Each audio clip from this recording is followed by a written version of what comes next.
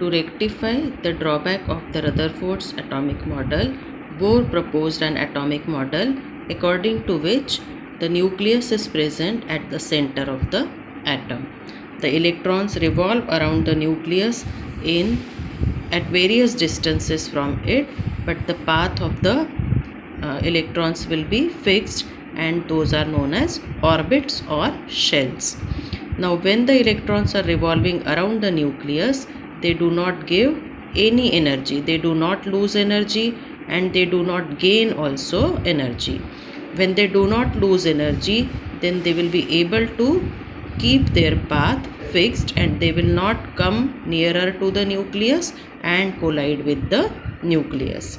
So atom becomes stable. Then electrons, on absorbing a fixed amount of energy, can move to the outer orbit. If the electron is present near to the nucleus, if it gains a fixed amount of energy, then it can move to the outer shell. And because of this, the orbits were also called as energy levels. Now, if it loses energy, if the electron present in the outer shell loses energy, then it can shift to the inner orbit.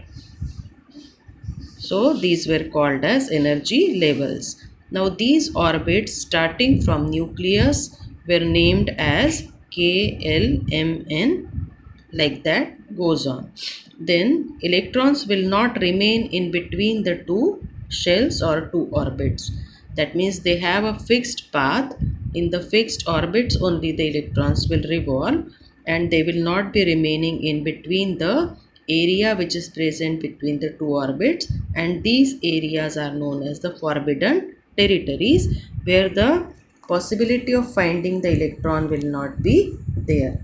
It is according to Bohr.